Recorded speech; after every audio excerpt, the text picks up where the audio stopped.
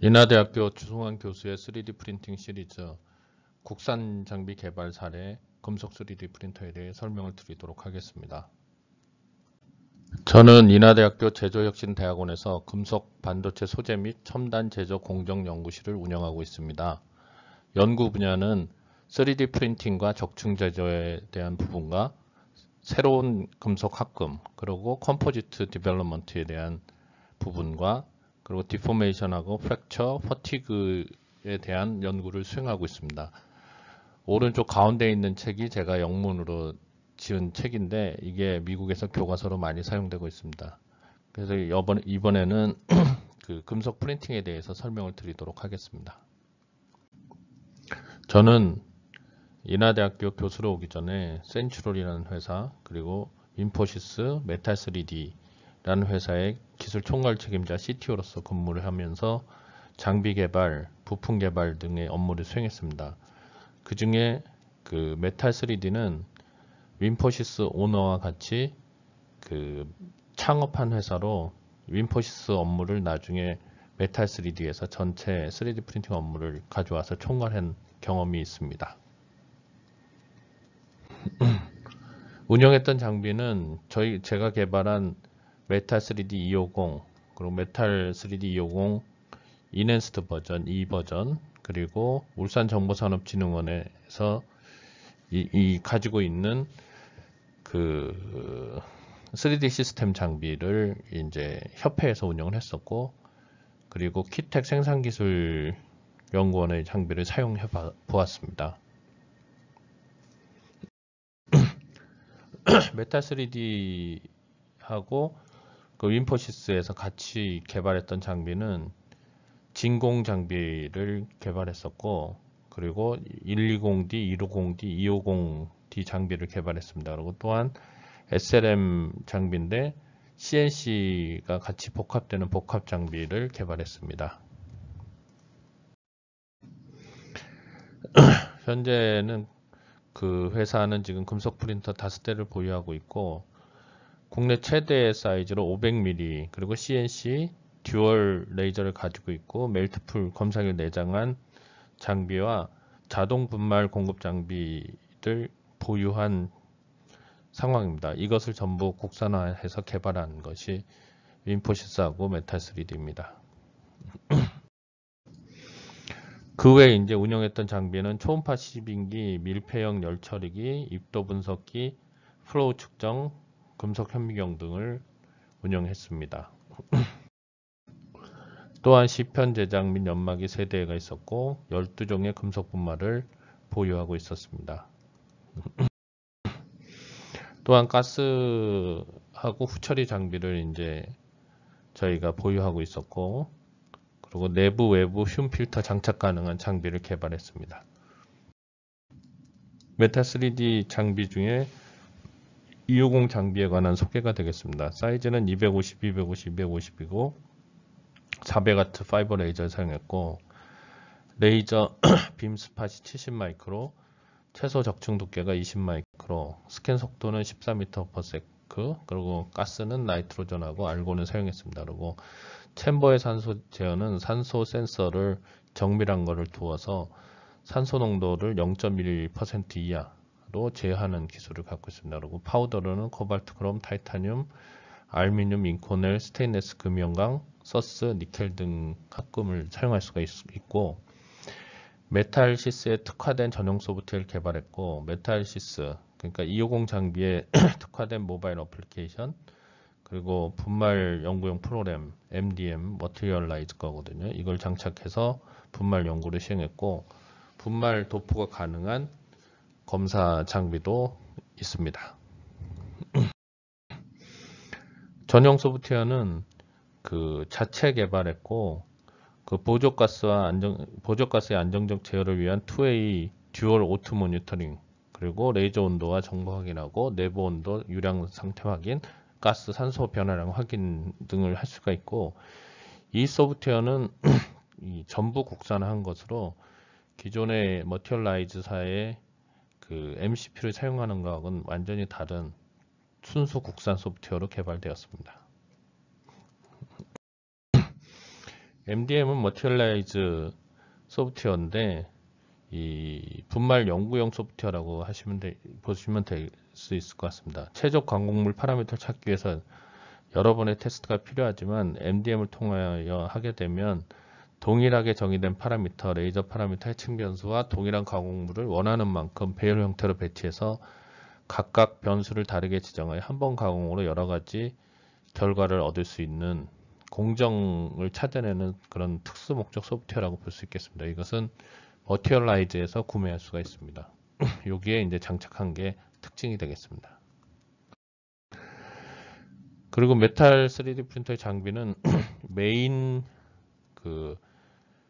3D 프린터가 있고 옆에 왼쪽에 흉을 제거하는 장치, 오른쪽에 자동 분말 공급 장치 이런 형태로 구성이 되게 개발을 했습니다. 이거는 그 금속 3D 프린터인데 이제 복합 형태의 이제 그 복합기 개발했던 사례가 되겠습니다. 그거에 대한 애니메이션입니다.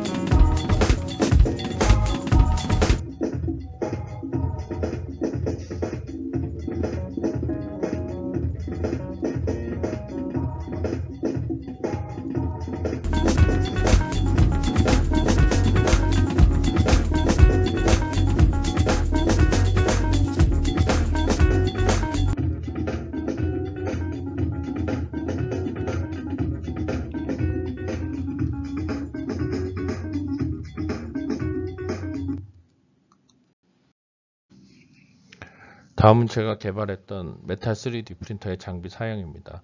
120mm, 150mm, 250mm, 500mm 그리고 500mm는 듀얼 레이저를 사용하는 게 특징이 되겠습니다. 그래서 500에 330에 330 사이즈로 개발이 되었습니다. 다음은 이제 그 NCS를 사용해서 그 캘리브레이션 하는 그런 거에 대한 영상이 되겠습니다. 이거는 뭐냐면 그 적층 해석 3D 프린팅을 하게 되면 대부분 실패를 많이 하는데 그걸 사전에 전산 시뮬레이션을 해서 적층 해석을 한다고 하죠. 그거를 해서 이제 실패를 줄이는 그런 방식인데 이건 저희 인하대에서 현재 교육을 하고 있습니다. 그 소프트웨어를 25카피 그리고 그 각 개인별로 이제 시스파이스게 하는 그런 형태의 이제 적층 해석 프로그램하고 DFM 설계, DFM 설계하고 이 토폴로지 옵티마이제이션에서 경량하는 과정을 설명하는데 그걸 하게 되면 이제 장비에 따라 이제 다른 특성이 있습니다. 그래서 이 장비에 따라 다른 특성을 사전에 캘리브레이션해서 정확하게 시뮬레이션이 되도록 하는 그런 거에 대한 영상이 되겠습니다. 그래서 이런 캘리브레이션 기술을 보유하고 있다는 것도 설명드릴 수 있습니다. 이거는 국산 장비뿐만 아니라 각 장비에 맞춰서 매번 맞춰야 되는 게 이제 특징이 되겠습니다. 그래야지만 정밀한 적층 해석이 돼서 한 번만에 이제 3D 프린팅 해서 성공하는 그런 게 될 수가 있습니다.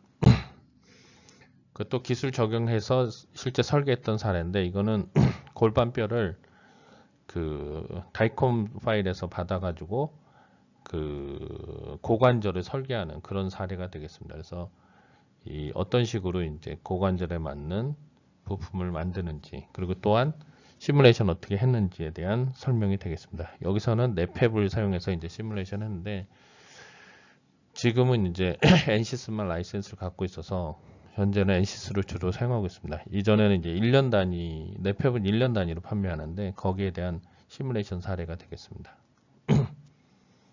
실제 이런 식으로 시뮬레이션 하면 모양이 나타나는 걸 볼 수가 있습니다. 이렇게 해서 오류가 발생되면 요거를 그대로 이제 변형을 해서 오류가 안 나게 하는 그런 사례가 되겠습니다. 이건 턱뼈에 대한 사례인데 요거 이제 턱뼈를 어떤 식으로 설계하고 다이콘 파일을 받아서 그 사람의 이제 CT 파일이죠. 거기에 맞춰서 어떤 식으로 설계를 하고 어떻게 붙이는지에 대한 그런 사례가 되겠습니다. 이건 두개골 임플란트인데 이건 이미 기술이 확보가 된 지가 오래돼서 현재는 이 기술을 가지고 메탈 3D 프린터를 사용한 이제 그 의료 허가를 받은 그 회사들이 이제 많이 생겼습니다. 그리고 저희에게 교육받은 회사도 실제적으로 이런 부품을 만드는 허가까지 받아서 상용화하고 있습니다. 그 회사가 이제 MP웍스가 되겠습니다. 요거 이제 두개골 임플란트를 처음에 어떻게 임플란트를 만들고 접합 부분 마킹하고 접합 부분 구멍 생성해서 내부 다공성 구조 생성하고 그리고 이제 임플란트 완성해서 결손 부위에 결합해서 픽싱까지 하는 최종 작업에 했던 사례고 요건 이미 상용화가 됐습니다. 요걸 할 때 이제 NCS를 가지고 그 서포트하고 적층 해석한 사례가 되겠습니다. 요거는 이 TSNE 세미나에서도 발표된 사례가 되겠습니다.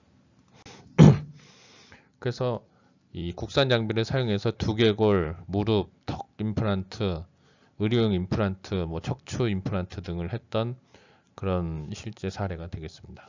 이런 류의 이제 작업을 모두 끝냈다고 보시면 됩니다. 기술적으로. 그래서 기술 이전이 필요하신 곳이 있으면 언제든지 연락 주시기 바랍니다. 연락처는 설명 앞부분에 있습니다. 비디오에. 그 2019년에 이제 저희가 했던 미믹스하고 3매틱 NCS 사용해서 했고 이제 하드웨어는 윈포시스 하드웨어를 가지고 프린팅했던 사례가 되겠습니다. 대표적인 게 이제 3D 프린티드 프로펠러고 이걸 배에서 이 바다에서 이제 테스트 했었고 또 실제 엔진에 장착해서 울산 앞바다 진화 해수욕 등에서 테스트한 사례가 되겠습니다. 실제 뭐 사용에는 아무 문제가 없었고 내구성도 아주 뛰어나고 실제 원하는 대로 프린팅할 수 있는 게 특징이라고 할 수가 있겠습니다. 이거 만들 때는 참 재밌었던 것 같습니다. 그래서 실제 만든 거 갖고 배도 탔는데 배를 안 빌려줘서 저기 알루미늄 배도 실제 제작을 했던 거가 되겠습니다. 그래서 이제 작은 PBF 방식으로 이 프로펠러 제작했고 구리를 사용해 가지고 현대중공업이 만들었던 설계했던 걸 가지고 DD 방식으로 3D 프린터를 만들었고 현재는 정부 과제가 끝나서 한 2m에서 3m급의 프로펠러를 실제 제작할 수 있는 기술까지 확보를 했습니다. 그 외에 이제 그 여러 가지 그 프린터에 이제 출력을 했는데 맨 왼쪽은 이제 그 금형을 뜬 거고 요거는 그 아인슈타인의 얼굴에 이제 내부 그 냉각 회로를 넣은 거가 되겠습니다. 오른쪽은 내부 냉각 회로가 들어가 있는 걸 보여주는 이 금형의 단면, 컵의 금형이 되겠습니다. 그리고 요건 이제 그 고관절에 들어가는 뼈 임플란트들 설계했던 게 되겠습니다. 그리고 이런 거를 하기 위해서 이제 양산 체제를 구축했는데 실제 이런 식으로 모듈라 한 9대나 10대를 기준으로 매번 필요할 때마다 이 공장을 확장해가는 이제 모듈라 구조를 이제 설계를 해서 적용을 해봤습니다. 그리고 토폴로지 오토마이제이션 하고 나온 이런 부품들을 실제 이 부품이 제대로 찍혔는지 그걸 확인하는 방법이 되겠습니다. 그래서 오른편 보면 빨간 게 잘 찍은 게 되고 이제 그 위로 갈수록 이제 에너지가 적게 나와 있는 그런 게 이제 오른편 그림이고 그 바로 옆에 그림 보면 이제 실제적으로 디펙트 그러니까 기공이나 흠이 이제 있는 거를 찾아낼 수 있는 그런 실시간 그 모니터링 시스템 개발을 했습니다. 그래서 실제 이것도 상용화돼서 한 10군데 이상 국내에 설치됐습니다. 요거 이제 클러스팅 분석 방법을 통해서 이제 오류가 있는 거를 찾아내는 그런 방식이 되겠습니다.